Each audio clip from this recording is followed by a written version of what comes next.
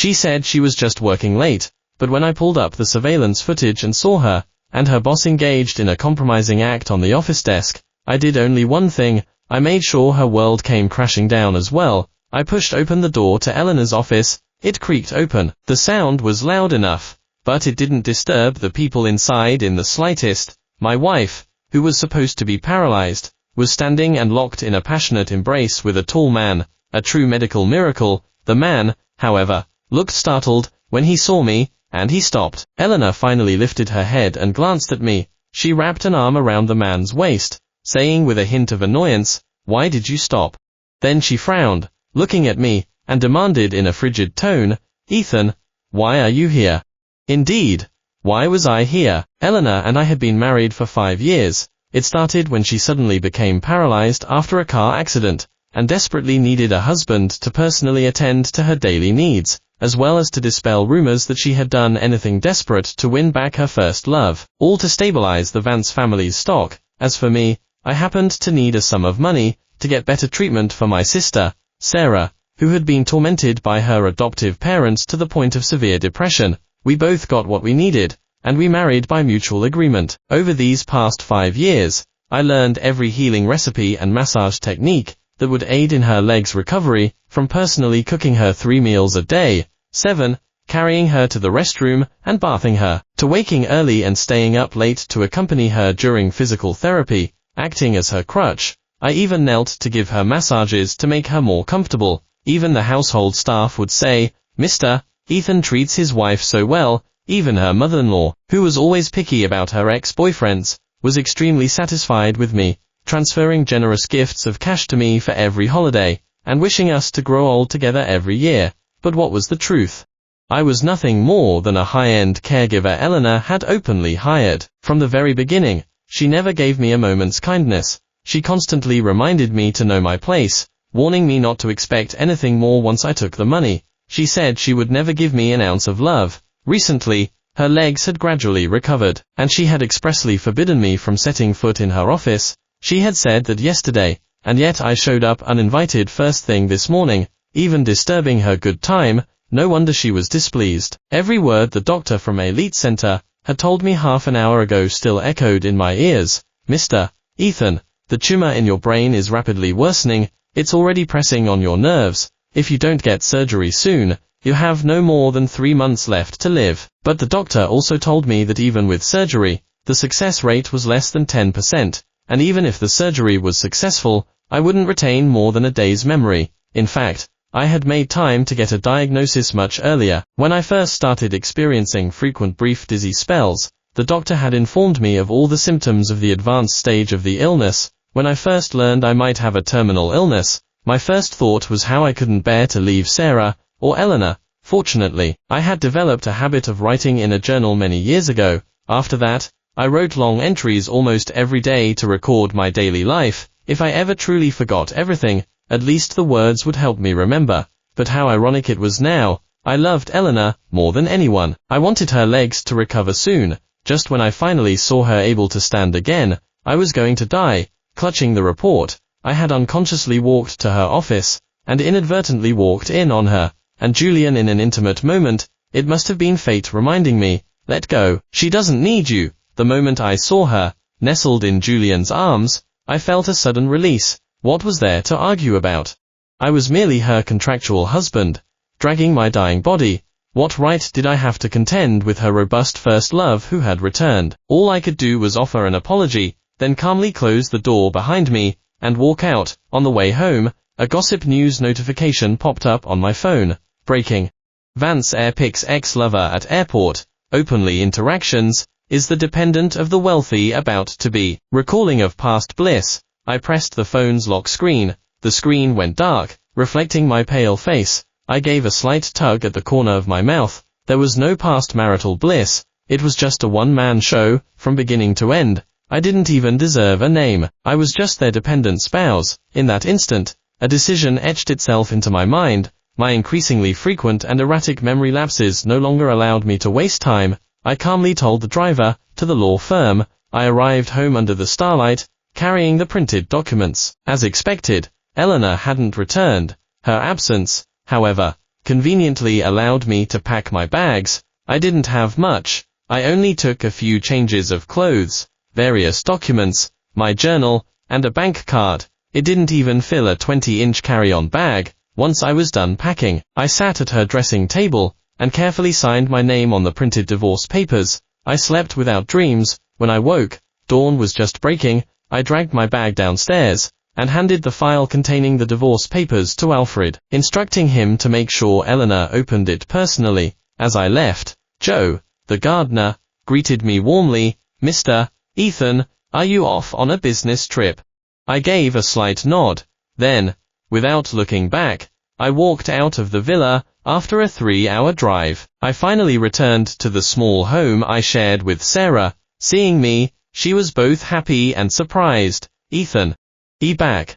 I had specifically chosen a well-equipped residential complex, the residences, to buy the apartment. Medical resources were what I valued most then, because my boy-girl twin sister, Sarah, suffered from severe depression over the years. Relying on the Vance family's backing, I exhausted the country's best medical resources just to help her recover significantly. I never imagined that today, years later, it would conveniently serve for me to spend my final days. My sister and I had always been open with each other. Naturally, I meticulously explained the whole story of why I was here. She took my hand, just as I had countless times taken hers, and said firmly, "Ethan, don't worry, I won't let you die." I smiled faintly and squeezed Sarah's hand back. That evening, after showering, when I opened my bag, I suddenly remembered the expensive camera I had bought was left at Vance. 3 days later, I finally received a text message from Eleanor. "Ethan, what are you trying to do?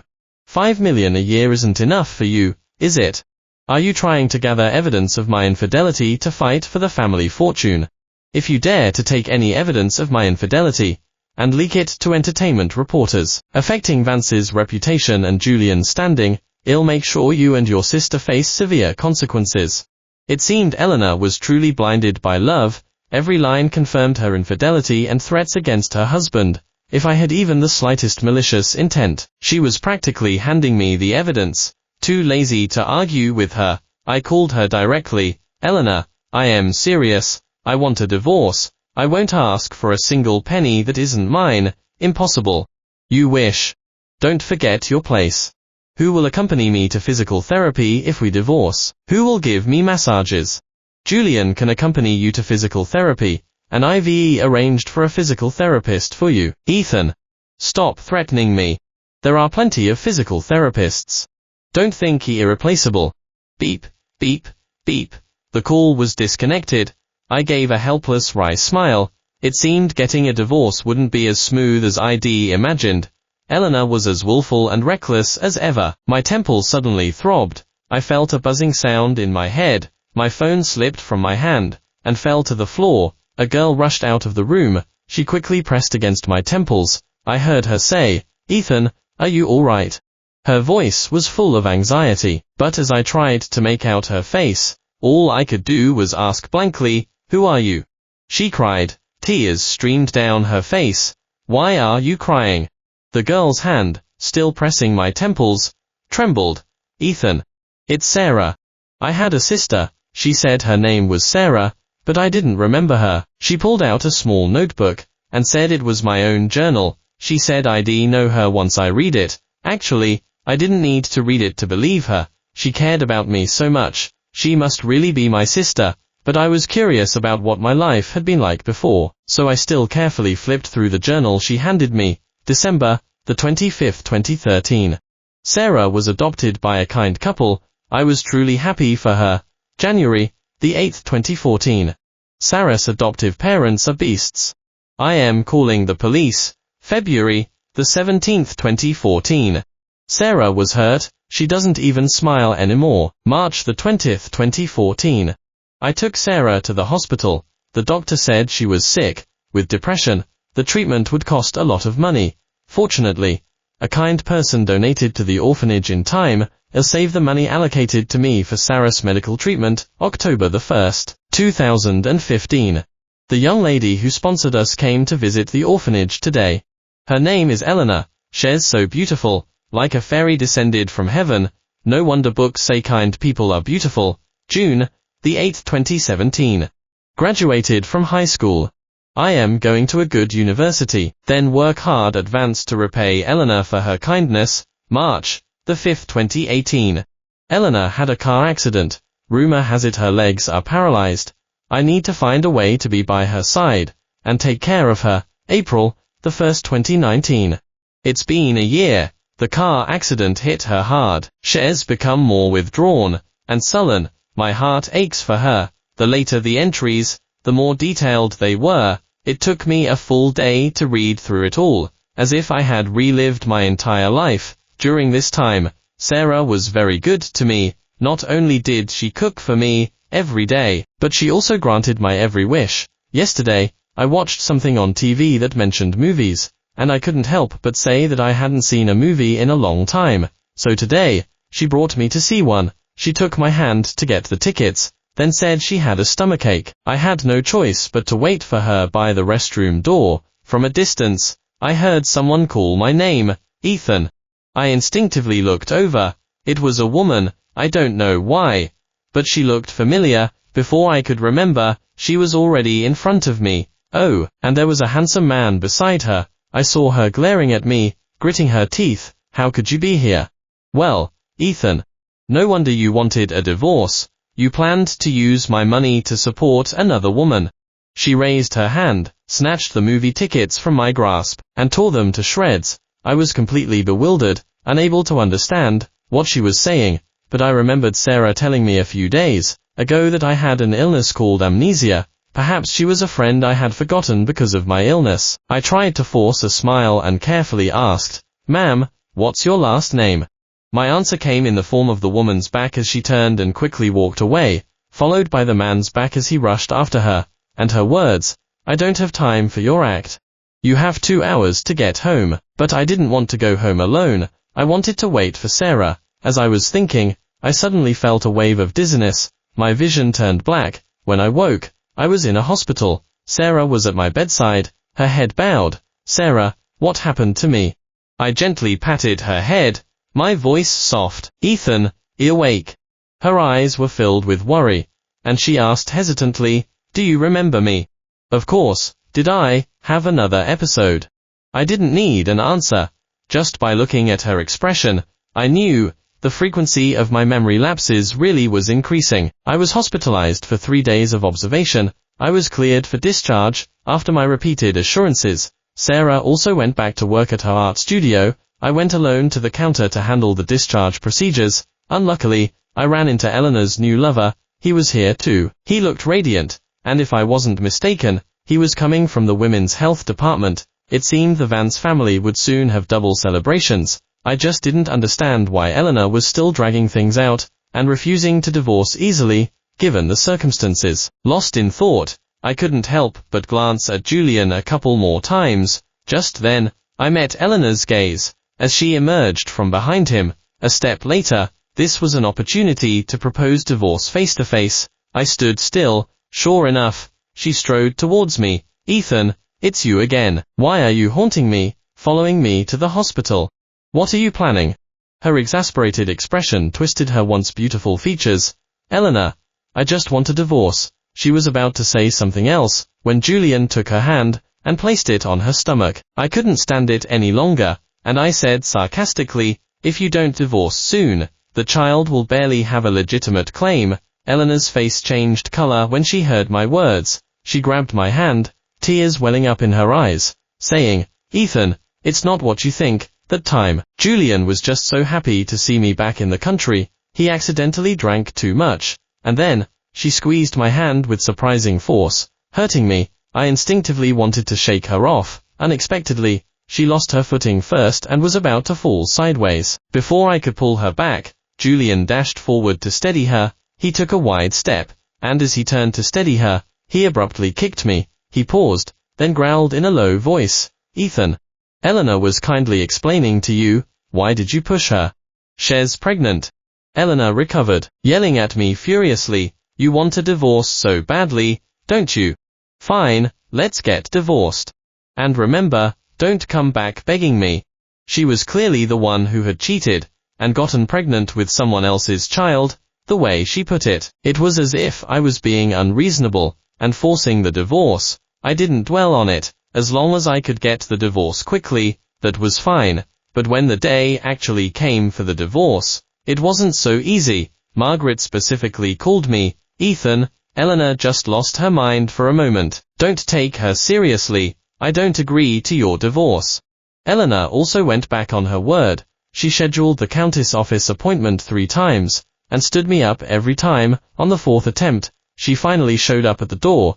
The day I received the divorce decree, Eleanor published a lengthy statement under the name of Vance. She posted a picture of the divorce decree cover. The gist was that we had already divorced due to irreconcilable differences, and her first love, who she hadn't seen in years, had flown back directly from abroad upon hearing the news of her divorce. After meeting, they discovered lingering feelings for each other and decided to marry. Sarah gnashed her teeth in anger when she saw the news, calling Eleanor heartless. But I couldn't be bothered to argue with her distortion of the truth. As long as the divorce was finalized, that was all that mattered. After everything settled, Sarah and my life became much calmer. Besides going to the hospital daily for tumor checkups and taking handfuls of medicine, I spent the rest of my time reading, cooking, and simply spacing out. But even with daily medication, the frequency of my episodes increased from once every half month to once a week. I became even more acutely aware that my time was running out. That day, as usual,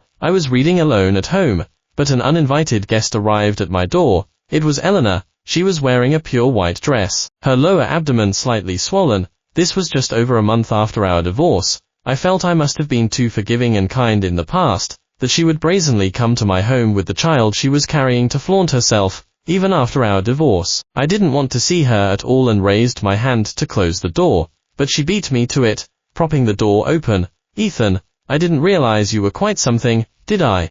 What kind of spell did you put on me that makes me call your name even in my sleep? Do you deserve it?" Her left hand gripped my chin, while her long fake nails trailed across my face with her right hand. In that moment, I felt she was the one who was sick, not me. I grabbed her hand. "Eleanor, if you're sick, go get treated. Why are you acting crazy on my property? We're already divorced." She was caught off guard as I pushed her hand away. Without looking at her reaction, I slammed the door shut. Unexpectedly, a few days later, Julian also showed up at my door to threaten me. I felt a frustration I had never known before, so I simply packaged up the information I had previously found and sent it to Eleanor's accounts. I wasn't sure if she would see my messages, so I sent it in 3 copies: MMS, WeChat, and email. Hopefully, she'd see it soon. This should keep them fighting each other for a while. This time, Eleanor's response was unexpectedly quick. Less than half an hour after I sent the message, she replied with a question mark. An hour later, she sent me several voice messages. 2 days later, Julian was reported nationwide for suspected fraud charges. The same day, Vance issued a statement, completely dissociating themselves from Julian. 3 days later, Julian attempted a last-ditch effort by threatening to announce that Eleanor was carrying his child, but he was instantly proven wrong. Eleanor had already had an abortion. Netizens reveled in the gossip. I also watched with great interest. Although I had known all this information beforehand, Julian's departure from Eleanor wasn't for studying abroad at all. He had found a wealthy patron and disappeared. In recent years, due to their extravagant spending and massive debts, he had thought to return and reconcile with Eleanor to exploit her for money. Originally, considering they had a child and my impending death, I hadn't planned to expose Julian's lies. Who would have thought he would deliberately come to provoke me? He went too far. Eleanor, for the first time ever, sent me a message: "Ethan, come back and remarry me." She was probably losing her mind from all the shock. I ignored her, but I didn't expect Eleanor, who was always so aloof, to chase me all the way to my doorstep again. "Ethan, are you giving me the silent treatment? You deliberately led me to investigate Julian. Wasn't it because you wanted to remarry me? You were sure I couldn't do without your care, and you won your bet. Are you happy now?" She leaned against the doorway, speaking slowly and deliberately, almost gritting her teeth. I scoffed with a laugh. "If your fiancé hadn't come to flaunt himself in front of me, your ex-husband, do you think I'd be interested in stirring trouble between you two?" Eleanor, 5 years, everything I poured my heart and soul into, let's consider it repayment for the favor you did for me years ago. Please leave. I won't see you out. I mercilessly shut the door. Along with the door, the grudges between us were also sealed shut. Sarah and I were abandoned by our biological parents when we were young. Half of my childhood memories were of Sarah and me depending on each other at the orphanage. When I was 13, Sarah was adopted. I was actually the one meant to be adopted. But the day before she left, Sarah suddenly said she really wanted new parents. I believed her and let that family take her. It was only later that I learned Sarah had overheard their conversation. She knew this family wasn't good people, and deliberately went in my place, and that was the beginning of our nightmare. My sisters and mine, that family had ulterior motives. They intended to use the adoption as a pretense to satisfy the male owner's disgusting perversions. In less than half a year, Sarah was tormented to the point of depression. My world came crashing down, and was the ray of light that appeared in my life at that time. She sponsored the entire orphanage, covering our daily expenses and tuition. Thanks to her sponsorship, I was able to study while also finding ways to earn money for Sarah's medical treatment. From that moment on, I secretly swore that I would repay her kindness, even if it meant working like a dog. The moment I learned she was paralyzed, I didn't hesitate. The family's pretense of looking for a husband, when in reality they were looking for a caretaker, wasn't a secret at all. That's why I was able to so easily become the nominal son-in-law of the Vance family. Even though she initially thought I was a gold digger, I often told myself, it's alright, I can win her over with love. But I never imagined, between us, it had been my unrequited love all along. That evening, when Sarah came home, I discussed moving somewhere else with her. I only had a little over a month left. I didn't want to care about Eleanor anymore. I just wanted to spend my last moments peacefully and happily with Sarah. Sarah had always supported my decisions. The next day, we left Riverwood. I originally wanted to find a quiet village, but Sarah insisted on bringing me to Metropolis. She said, "Ethan, this is the capital. There must be even better doctors here. I don't want to give up until the very last moment." I laughed at her for being silly. I knew my own body. Unbeknownst to me, we had already been in Metropolis for half a month. The continuous spread of the tumor caused me to lose a lot of weight and hair, and my memory lapses were becoming increasingly frequent and erratic. Sarah stayed by my side almost constantly. Eleanor still called and messaged me from time to time. She asked where I was, and of course, I didn't tell her. The reason I moved was to hide from her, but I should have known that, when Eleanor truly wanted to find someone, hiding at the ends of the earth wouldn't help. So when she appeared before me, after a brief moment of surprise, all I felt was calm. She stood angrily in front of me and said, "Ethan, haven't you caused enough trouble?" I didn't want to deal with her, so I turned and walked away. After 2 consecutive days of this, she seemed to have learned to soften her approach. She took my hand and pleaded, "Darling, I was wrong." I pushed her away again. She started waiting at my door with a large bouquet of roses. She sent me a ring and a card proposing marriage. I remained unmoved. Perhaps my repeated rejections made her more agitated. She began to threaten that if I didn't remarry her, she would cut off her sponsorship to the orphanage. She even started messaging me, threatening to destroy Sarah's art studio. I still remained unmoved. How could she not understand that even if she forced me to return, I wouldn't be able to treat her as I used to? She didn't know that I had long since deposited more than half of my savings from these years into a fixed account, sending a fixed amount to the director's account every year. As for Sarah's art studio, it had already been transferred to someone else during the first week after I divorced her, and returned. Her phone calls and messages were bombing me, annoying me beyond measure. I had no choice but to calmly tell her, "Stop bothering me, let's part ways amicably." I didn't expect that even after all this, she still wouldn't give up. She found a way to send Sarah away, and climbed over the fence alone to find me. At that time, I was taking a walk in the yard. She fell to the ground, her eyes red, and tearfully whimpered to me from the corner of the wall, "Darling, I am in so much pain." I had to admit, she knew best how to manipulate me. Unfortunately, I still showed no reaction. She stood up, enduring the pain, clutching my hand tightly, tears streaming down her face. "Darling, what will it take for you to forgive me? You've lost so much weight, isn't it also because of me?" I wanted to say she really thought highly of herself, but before I could speak, the next second, stimulated by this, I had another episode. As I swayed and fell, I saw a man burst in. He quickly cradled my head, and I heard them speaking near my ear. Eleanor, stop this. Ethan is sick. He has a malignant tumor in his brain. The doctor says he only has a month left. No. Impossible. He's so young. It's you too. You making excuses, conspiring to keep me from taking him. Sarah told me Ethan was diagnosed 2 years ago, but he missed the optimal treatment time because he was busy, taking care of you. Waking up in the hospital had become second nature to me over the past 2 months. When saw I was awake, she didn't say a word, just squeezed my hand tightly. I looked around and realized this wasn't the hospital I had been frequenting lately. Even the ward was much more luxurious. I asked softly, Sarah, where are we? Ethan, I know someone, and he said the oncology department here is one of the best in the world. I looked at her evasive eyes and calmly asked, does your acquaintance happen to be named Vance? She pursed her lips and quickly explained, not that person. It's Leo. Ethan. The doctor said your tumor's spread requires immediate surgery. Can we please try? I patted her head. Ethan doesn't want any more involvement with anyone from the Vance family. Let's get discharged. Sarah had never refused me before, not even this time. I was discharged once again. Before leaving the hospital, the doctor earnestly tried to persuade me, if I didn't undergo surgery soon, I would only have about a week left to live. Sarah held me, crying as if her heart would break. That night, I got up to drink some water. I saw Sarah outside the door, dressed in loungewear, performing a remembrance ritual for our parents. She knelt by the brazier, crying uncontrollably. Mom and Dad, I didn't take good care of Ethan. Please, if he aware in the afterlife, help him.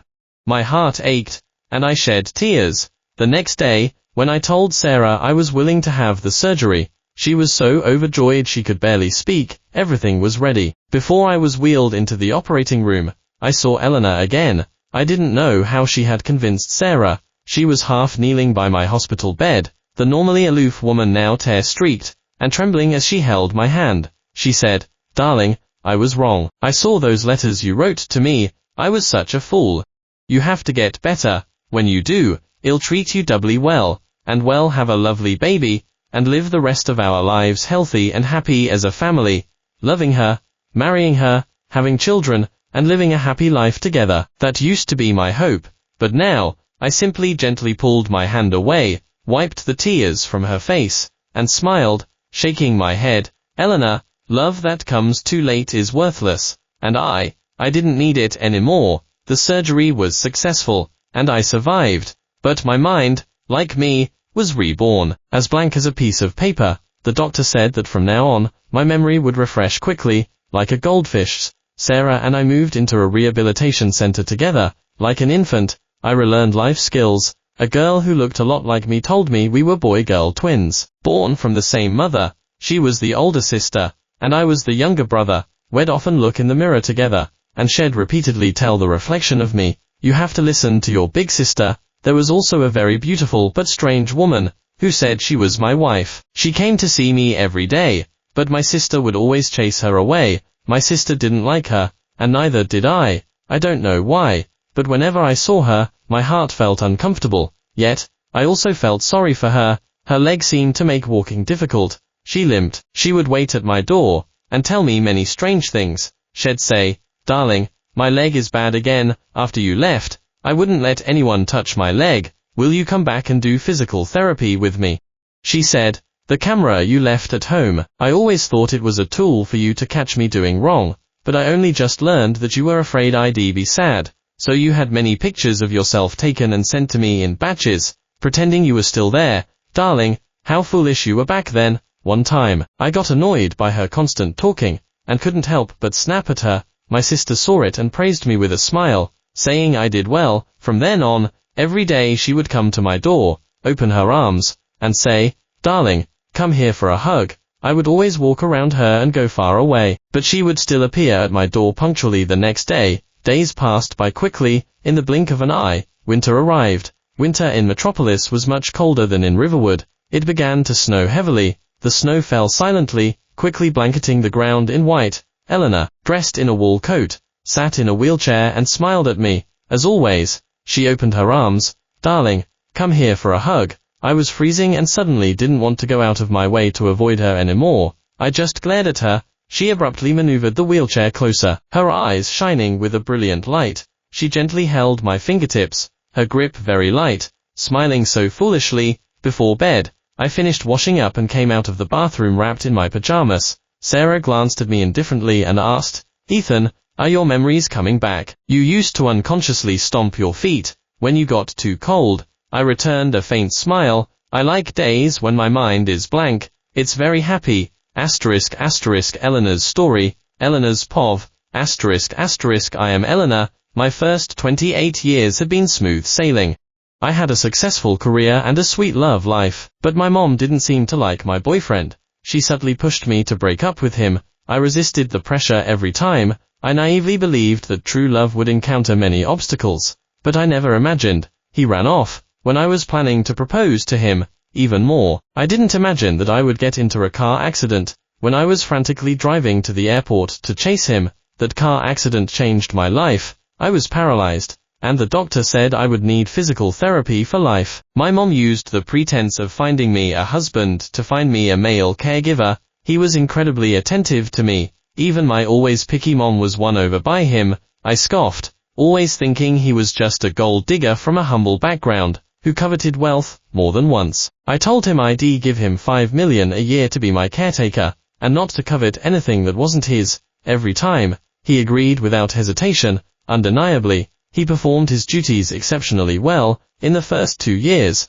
my legs would itch terribly and become unbearable on rainy days. It was always him, kneeling to give me massages, acupuncture, and hot compresses. I often became irritable and short-tempered, unable to accept the sudden changes. It was also him who quietly picked up the shattered fragments I had broken. He helped me to the restroom, bathed and wiped me down, and pushed me to physical therapy rain or shine. His tall frame served as my human support, and I had to admit, it made me feel very secure. I don't know when, but I became dependent on him. It wasn't until my legs recovered and Julian returned that I realized this fact. Although I publicly reconciled with Julian, I never thought about divorcing him. I never expected him to actually initiate the divorce. I always felt it wasn't that simple. I deliberately didn't go home for several days. When I got home, I saw the divorce papers he had signed and a camera, and he was nowhere to be seen. I immediately realized he was silently threatening me. I texted him, but he insisted he genuinely wanted a divorce. I saw him again at the movie theater.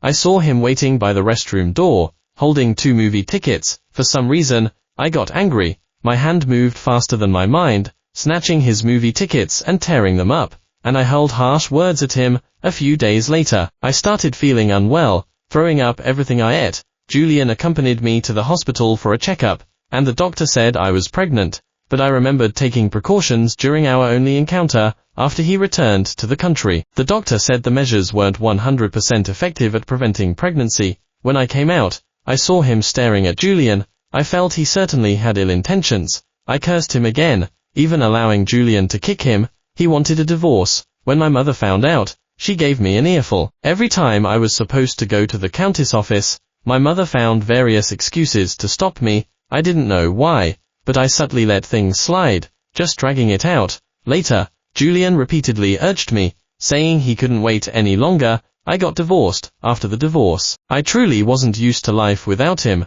I always unconsciously compared him to Julian, and often, in the middle of the night, I'd wake up calling his name. I tried to suppress these misguided feelings, because I had Julian, and a child on the way. Unexpectedly, I couldn't restrain myself and instinctively went to find him. Later, he shut me out. A few days later, I suddenly received a message he had sent on his own initiative. It was a file. I inexplicably opened it. It was quite a surprise. If it had been before, I would have immediately thought he was setting up Julian. But in that moment, my first instinct was to trust him. Good thing I trusted him. Otherwise, I would never have known. My first love, whom I had longed for, turned out to be a deceitful opportunist. After quickly dealing with Julian, I immediately rushed to ask him to remarry me. He actually ignored me, but all the effort he had put into this, wasn't it just to be with me? I was furious. I argued. I pleaded. But he still wouldn't come back. When I accidentally uncovered all the truths, I truly panicked. I barged into his house to find him, only to receive the news that he was terminally ill. Looking closely at his emaciated appearance, he indeed didn't seem to be troubled by love. It was all my own wishful thinking. My brother said he became this way because of me. I couldn't believe it. I didn't want him to die. I began to repent. I sought the best doctors in the world for him, but I didn't dare let him know. Only then did I have to admit that he truly wanted nothing to do with me. On the day of his surgery, I couldn't resist going to see him. I spoke to him for a long time, but his reaction chilled my heart. However, his surgery went very smoothly, which made me very happy. Sarah took him to a nursing home. I immediately went back and used my difficulty walking as an excuse to give my position to Leo. I also moved into the nursing home. Even though he no longer remembered me, I still hoped that one day, he would remember me and come home with me. I secretly swore I would make up for the pain he had suffered before. Sarah came to see me privately once, telling me not to disturb Ethan, but I couldn't. Every day, I went outside their door and talked to myself. I knew he could hear me. One day, he not only heard, but also ran out. From then on, every time I went, he would avoid me. Every time he avoided me, my heart broke. Sarah found me again, and gave me a journal. It contained every single word about me, from being full of hope to having nothing left but despair. I understood. I had no right to beg for his forgiveness. That day, I drank myself into a stupor. Ultimately, it was my own doing. I had also seen letters he had written to me before. Every word poured out his heart. I was the one who personally pushed away the person who loved me, time and time again. A sincere love was once laid before me. I didn't cherish it. I deserved it.